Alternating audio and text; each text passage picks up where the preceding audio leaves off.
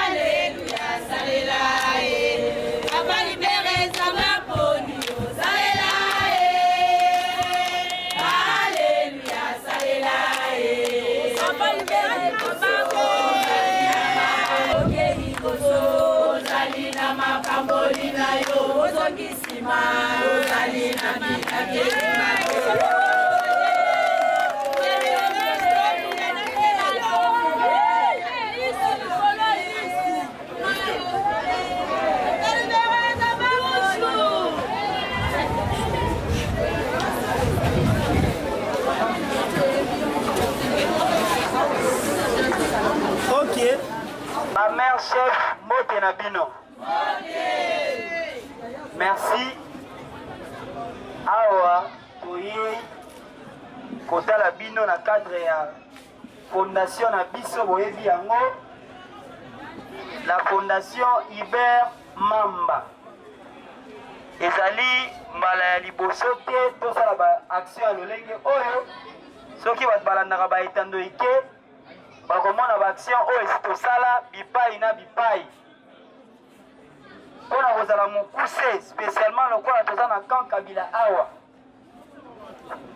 na koyebisa bamama boye boyebake mwana na bino Iber Mamba avant aya kopesa bino badon oyo toti kopesa 3 conteneurs ya baéquipement médicaux mpe bakisi na FRDC elekaki en direct na RTNC bato bandaka batando ike bakomona yango donc tokosenga na bino boyamba avec honneur balibundeli oyo parce que tolekaka awa na mokonzi totalaki ndenge nini bacondition eza awa mokonzi alobaki naza na mbongo ya leta te oyo nasalelaka me na mwa moke on a un salaire dans le cadre de la fondation. Le coup la bino maman on dimi ko accompagner fondation, on dimi ko comme membre. Nyonso e koleka eza na camp et ma situation na nyonso fondation aux gens à cœur. Voilà les résultats. Maman bon c'est qualité.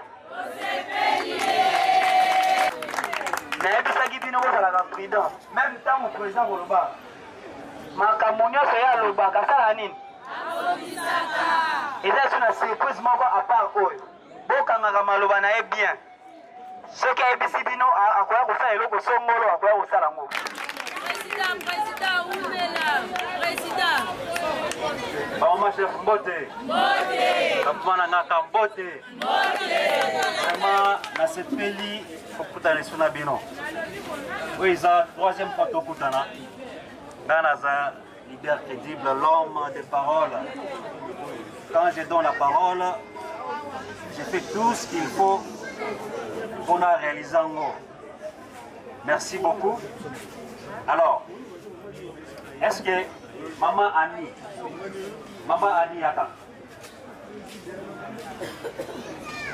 est-ce que Maman Annie est venue?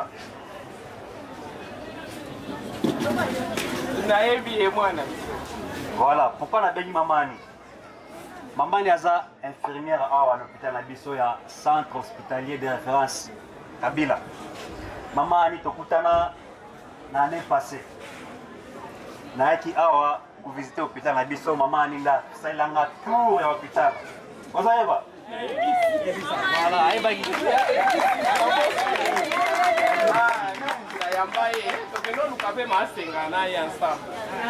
Voilà. Donc, c'est pour vous dire que Makambo la fondation na hôpital na biso et bandi le loté. Naka année passée, na sala visite na sa maman ni na Kozonga. Dès la sa kibilo, to somba kibilo et kangami na Pointe Noire. Alors biloko belé pour la réhabiliter hôpital na biso. Mais comme biloko on les autres traîner et on le bakino moké on a dans la poche. Là sont banans les histoires ici sur place. Moi échantillon, les échantillons kaka. Échantillon à médicaments, na ba équipements médicaux, pour moni ba mousse zawana, moi ba loso, moi ba mafuta, moi ba nini madesu pour les malades. Et ça c'est monté ba maman. Et ça c'est monté. Donc Fondation Iber Mamba na hôpital tout ça là mariage. Tout ça, partenariat il faut durer dans le temps. Comme je dis, ils ont juste ébandeli moi échantillon. Ma campagne mine les oya ceux qui veulent voir le moins point nord comme la bataille de Awa, ils nous montrent comment on a moto ça là à côté.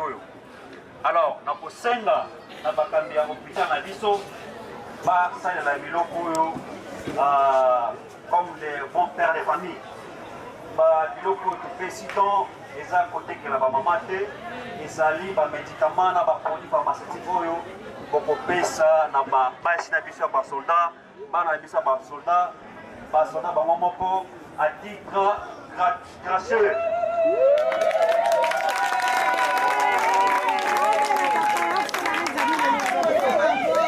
Donc biso toza la ciment ya vision ko ya mboka bo biteke après si vision ya couverture universelle de la santé. Donc, on déjà la gratuité à maternité. Donc, on a vision, il y a un moment où on doit appuyer, on a freiner l'eau, il y a un biloko.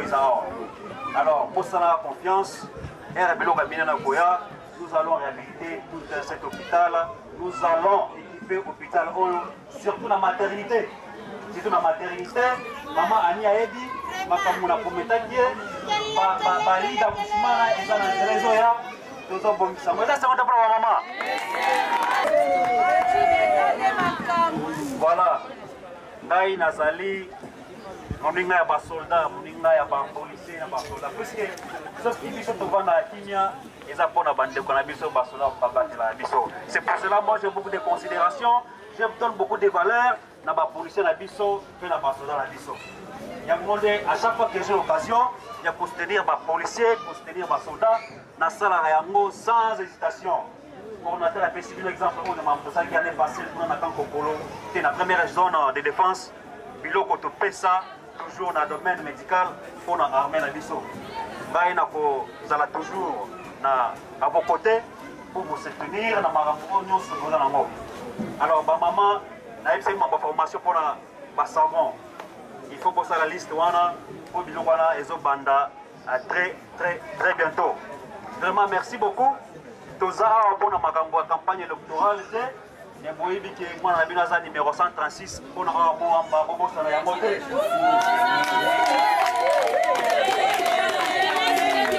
Voilà, leader crédible à 136 akozala toujours na nsima na bino. Soki bino botienga maboko makambo oyo tosolaki jour wana ekosalema bamama na ngai bozala na elika wana. Vraiment merci beaucoup na Dr Alain. Dr Alain na équipe ne mobimba. Malheureusement vous allez avoir parce que aza na salle d'opération. Na PC merci. Na PC bino donc vraiment bossa la malamu. Merci na commandant du camp qui est là. Na ndenge ayambi biso na lopamu na e. Monsieur Ndé Polo lopamu. Vraiment merci. Merci ba moi nyonso. Vraiment na sepeli comme on a bino. Donc toujours rendez-vous prochainement quand tu vas na. Ça va été. Merci beaucoup, merci. C'est pas membre de la fondation. Na Congo ya commandant centre Dr Alain, colonel Dr Alain. Na Congo ya commandement ya centre hospitalier de référence capitale. Na Congo ya staff médical nous na personnel nous à Salama. Je remercie la fondation notamment ingénieur Hubert Mamba. Na banzi ezalamba la libosote na mbala sukate poko yawa. Na bi ko continuer poza mutema malamu. Moni mutema na malamu. Je remercie yo. Na recommandation na yo to kosali la mona ndenge esengeli. Merci na maman oba ko yambaye. To sukiwa. Bon, à titre symbolique au docteur. Voilà, je suis dans l'histoire de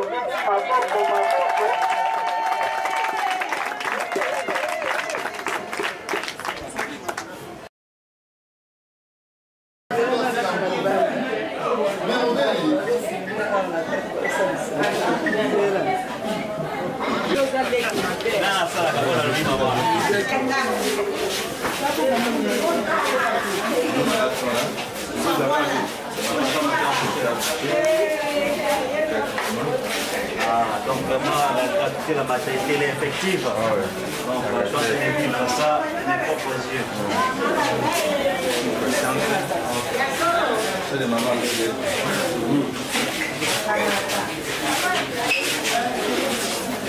Oh Alexis, tu l'as terrible de Nabiso. Au droit de des enfants. Oui, félicitations.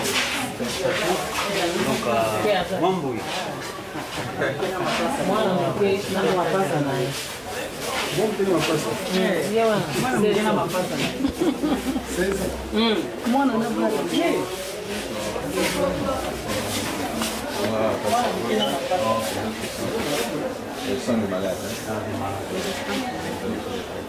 Les malades qui sont admis ici à la maternité, bon, par exemple, ce sont des gestantes, des femmes enceintes qui sont malades. Les autres sont hospitalisés.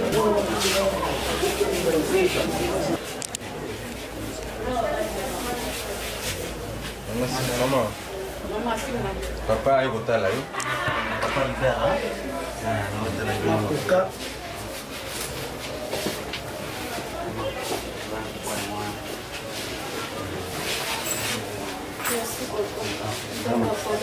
Pesa merci, t'attends on n'a pas si pesa merci.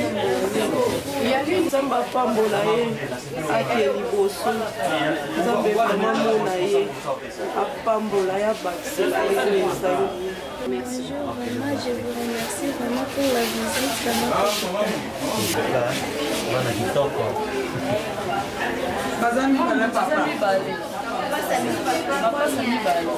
Non, mais c'est par patient, maman.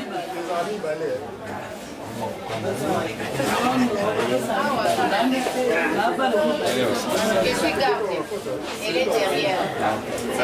C'est à moi.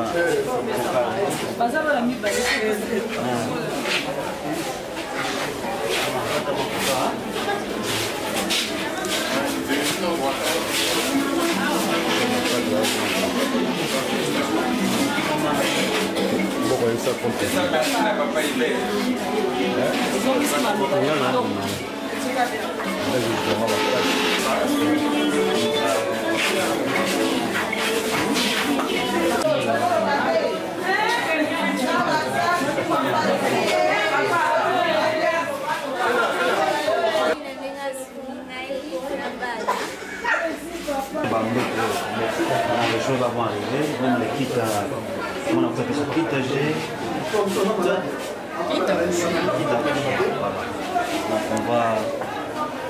va faire ce qu'on avait fait.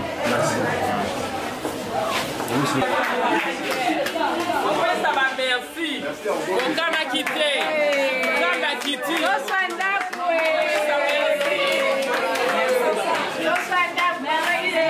Merci. Nganaza komona monsieur Hubert Mamba nazali président ya fondation oyo ezamina komona nga fondation Hubert Mamba Foima na Mukuse. Alors lelo koya na biso awa na centre hospitalier de référence Kabila ezali pona kokokisa maloba oyo promesse oyo na pesaki na ba ndeko na biso basi ya ba policier ba mama ba policier ya koya kopesa bango don ya médicaments na ba équipements médicaux pour être bazwa ba soins ya malamu. Alors fondation Hubert Mamba na centre hospitalisé oyo ya Kabila tout ça là partenariat, un partenariat à long terme. Alors na prometaki bango que nous allons réhabiliter cet hôpital na sombaki biloko eza na mai ekangami na Congo Brazzaville na Pointe-Noire, mais en attendant biloko na ya na moyen échantillon ya ba médicaments, ba mousse, ba moustiquaire, na ba biloko kolia pour être ba maman na biso na bana na biso na ba policier na biso oyo bazo ba soin awa bazo ba soin malamu. Alors geste tout ça lango pour nous appuyer, n'est-ce pas, vision ya mokonzi mboka ya couverture universelle à santé. Boyebi que la gratuité de la maternité est effective. Moi-même je viens de vivre ça personnellement na kati awa parce qu'il y a une maternité na moni ba maman ebele ba boti gratuitement. Donc, tous les awa pour nous kokisa parole oyo to pesaki puisque nous sommes les hommes de parole. Un leader crédible, lorsque je donne ma parole, j'ai fait tout pour la réaliser. Alors, on a pena rappeler que awa tous na campagne te to kopesa donne la carte de la fondation, mais en tant que candidat numéro 136 na Moamba, na pena rappeler na ba maman na biso ya kan que ngai mwana bango nazali numéro 136 pour na Moamba. Voilà un peu la raison pour laquelle nous sommes venus ici. Ceux qui n'ont pas de politique, ils ont pas de musalate, ils ont pas de jeep, ils ont pas de mais ils ont sur demande à base. Parce que les n'est-ce pas, action sociale, on a déjà dans la fondation. Makambo minene, on a un salaire dans moko. Alors, les volontaires, non. Les jeunes, ceux qui ont maboko, en matière comme député, comme ministre, il fera beaucoup de choses pour améliorer les conditions de vie na biso. Yangonde et tindinga na kota na politique pour se battre pour le bien-être du peuple congolais. Bon, bana Moamba, il faut baser la maele. Oiza, je pense, dans le 4e cycle électoral. Alors, bateau, vota, mona ya basa elogote. Alors, Mokonzamboka Fati Beton lobi qu'il a maintenant besoin de travailler les jeunes, mais pas n'importe quel jeune. Ba jeune oyo baza ba patriote. Bajen oyo bazana bolinga mboka, bajen oyo bazana maele, bazana expérience, na expertise. Alors bana Moamba, bozala maele, botele manasima numéro 136, les leaders crédibles ingénieur Hubert Mamba, nous allons travailler ensemble pour na Moamba na biso, pour na mboka na biso et kene liboso. En fait, Omoni Fondation Hubert Mamba est une fondation qui est nationale. Elle est représentée même en province. Donc, Makambo to banda ko sala ngo banda ka les pour l'élection. La fondation existe depuis plusieurs années. Donc, la salle d'action est belée à travers la ville de Kinshasa. Donc, ça prouve que nous tous salons pour la politique, mais tous salons pour participer tant soit peu au développement communautaire. Demain, lorsque je serai député national, je serai député pour Moambate, je serai député national pour toute la ville de Kinshasa et pour tous les pays.